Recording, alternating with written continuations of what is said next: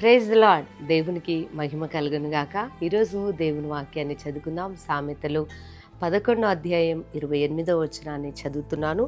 ధనమును నమ్ముకొనువాడు పాడైపోవును, నీతిమంతులు చిగురాకు వలె వృద్ధి నొందుదురు. దేవునికి మహిమ కలుగును గాక.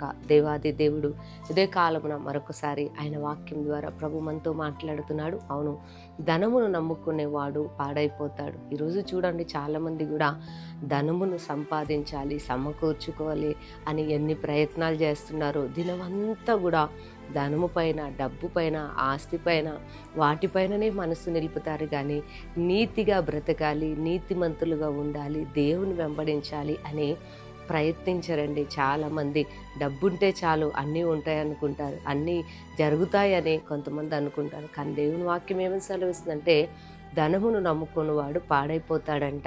ధనము పైన మనసు పెట్టుకుంటే పాడైపోతాడు, కానీ నీతిమంతులు మాత్రము చిగురాకు వలె వృద్ధి నొందెదరు అంటున్నాడు. అవును దేవుని బిడ్డలారా, చూడండి, ఒక చెట్టు మోడు బారిపోయి మొత్తము ఎండిపోయింది అనుకోండి, దానిలో మళ్ళా చిగురు ప్రారంభమై అది ఫలించడం ప్రారంభించినప్పుడు ఎలా ఉంటుందండి? నీతిమంతుల జీవితంలో కూడా కొన్నిసార్లు కొన్ని పరిస్థితులు ఎదురై ఉంటాయి. కానీ దేవుడు ఏమంటున్నాడంటే, మరలా వారు చిగురు పెడతారంట, వృద్ధి నొందుతారంట.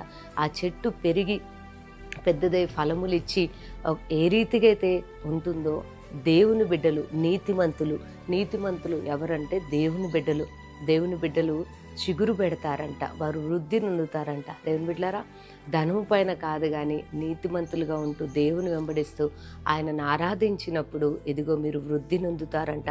అన్ని విషయాల్లో దేవుడు మిమ్మల్ని వృద్ధింపజేస్తాడు, మీరు చిగురిస్తాడు, మీరు ఒక ఆశీర్వాదకరంగా, దీవెనకరంగా ప్రభు మిమ్మల్ని నిలబెట్టబోతున్నాడు. కాబట్టి నీతిమంతులుగా ఉండండి, నీతిని బట్టి జీవించండి, దేవుని ఆరాధిస్తూ ఆయన నామాన్ని గణపరచండి.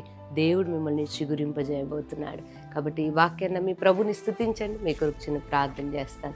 సర్వశక్తి గల దేవా, స్తోత్రం. అవునయ్య, నిన్ను, నీ సన్నిధిని వెతుకుతూ నీతిమంతులుగా మేము బ్రతికినప్పుడు చిగురాకు వలె వృద్ధి నొందెదరు అంటున్నావు. అవును ప్రభువా, మీరు మమ్మల్ని వృద్ధింపజేసే దేవుడు. కానీ ధనము మీద ఆశ పెట్టుకొని బ్రతికేవాడు పాడైపోతాడని వాక్యం సెలవిస్తుంది.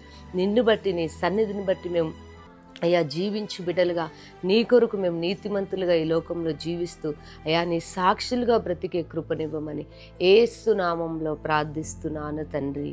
ఆమెన్. ప్రభు మిమ్మల్ని దీవించునుగాక.